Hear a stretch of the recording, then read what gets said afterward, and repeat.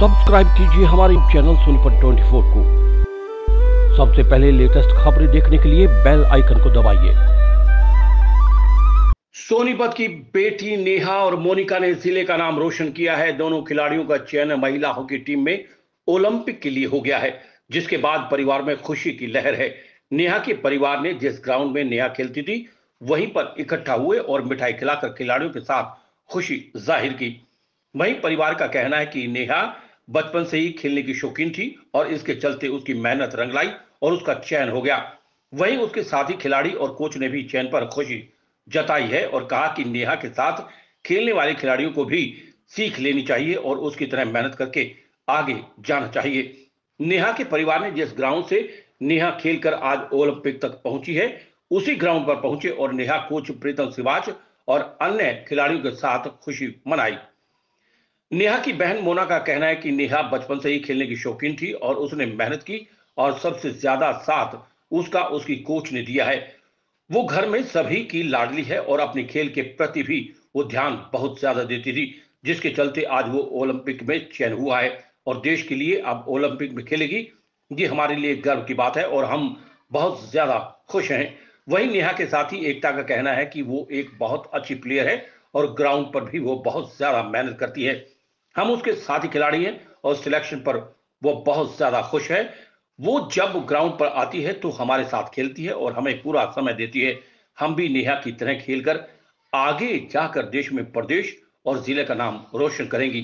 सोनीपत 24 के लिए रमेश कुमार की रिपोर्ट। मेरा नाम एकता कौशिक है। नेहा के साथ खेले हो आप, किस तरह खेलती थी नेहा, क्या देखा उसके परिवार में, क्या कौन कौन है, कैसे परिवार का गुजारा होता था? नेहा दी हमारे साथ ही खेलते थे, वो बहुत अच्छे से खेलते थे। हमें उनसे बहुत कुछ सीखने को मिला।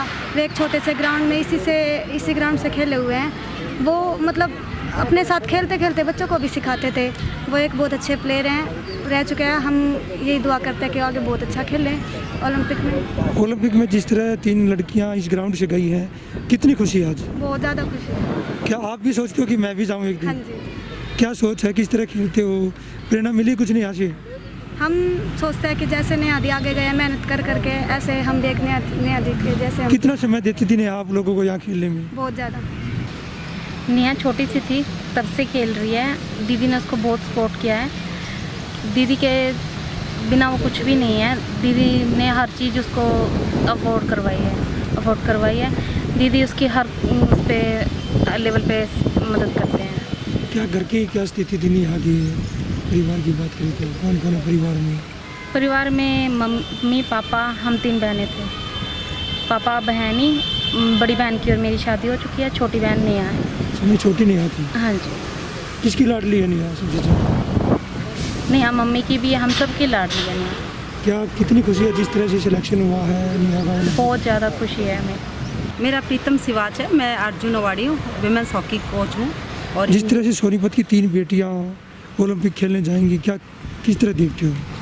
मैं आपको ये नहीं बता सकती कि आज मुझे कितनी खुशी हो रही है, क्योंकि आज के दिन का ही इंतज़ार कर रही थी। मैं 14 साल से इस ग्राउंड में काम कर रही हूँ और ये सबसे बड़ा टूर्नामेंट होता है ओलंपिक, जिसका हर प्लेयर को, हर कोच को इंतज़ार होता है। और मैं शुरू से ही मेरा मतलब सपना था कि यहाँ से मैं ओलंपियन प्लेयर तैयार करूँ और आज मेरा वो सपना पूरा हो और मुझे बहुत खुशी है। किस तरह जो ये बच्ची थी इस ग्राउंड में खेल के यहाँ से खेली हैं, जब आगे बढ़ी हैं, आप यहाँ प्रैक्टिस करवाते थे उनको? आप मान सकते हो इस ग्राउंड में मैंने, शायद आप लोग को पता भी होगा, बहुत मेहनत इस ग्राउंड में की है। इस ग्राउंड में कुछ भी नहीं था। जिस टाइम भैंसें यहाँ गायें भैंसें चरती थी, उसी टाइम का मेरा सपना था। वो छोटी छोटी इस ग्राउंड में 5th क्लास से इस ग्राउंड में मेरे पास आई थी। और घर की स्थिति भी आपको पता बहुत अच्छी उन बच्चों की नहीं है और अभी भी बहुत सारे बच्चे हमारे पास ऐसे हैं उनकी स्थिति इतनी अच्छी नहीं है। लेकिन फिर भी अगर जो प्लेयर के अंदर जैसे जुनून होता है, उनमें भी जुनून था, मेरे अंदर भी जुनून था, तो हम मतलब ये काम कर पाए हैं। वो 6th क्लास में 3 लड़कियां मेरे पास आई थी। सोनीपत टीकाराम स्कूल में एडमिशन था उनका और इसी ग्राउंड में पली है, इसी में खेली है। और आज भी ओलंपिक में जाने से पहले, अभी 20 दिन पहले ब्रेक हुआ था, तो इन्हीं बच्चों के साथ ट्रेनिंग करके जाती है। क्या क्या नाम है तीनों का? एक का नेहा गोयल है और दूसरी का निशा वारसी है, तीसरी शर्मिला है। क्या इनकी जो 3 लड़कियों की आर्थिक परिवार की स्थिति देखो तो कैसी है, किस तरह? देखो आज हम इनके परिवार की स्थिति देखें तो बहुत ही अच्छी हो चुकी है, बहुत अच्छी हो चुकी है। मतलब इन लड़कियों ने अपने घर की स्थिति बदल चुकी है, क्योंकि मेडल लेके आए तो भगवान ने इतना अच्छा इनको वो दिया, तो सरकार ने इनको फाइनेंशियली भी मतलब हेल्प किया। लेकिन जिस टाइम ये प्लेयर बनी उस टाइम इनकी स्थिति बहुत ही कमज़ोर थी, जो कि नेहा गोयल की मदर ने भी बहुत काम किया, हर छोटी छोटी जगहों पे जाके काम करके अपनी बेटी को पाला। 3 बेटियां हैं, ये भाई भी नहीं है। और निशा वारसी की हम बात करते हैं तो वो भी 3 बहनें हैं। और सबसे बड़ी बात है वो लड़की मोमडन्स है, जिनकी कौम में शायद बच्चे को खिला के भी राज़ी नहीं है। और वो लड़की आज भी मेरे पास आती है तो कवर करके खेलते हैं। तो मैंने उसको बोला कि बेटा ऐसे मत खेला कर, कुछ नहीं होता। लेकिन उसके घर की स्थिति काफ़ी कमज़ोर है। उसके फादर जो हैं किसी साड़ी के शोरूम में काम करते हैं और अभी पैरालाइज हो चुका है उनके फादर को। घर में काम करने वाली सिर्फ यही लड़की है।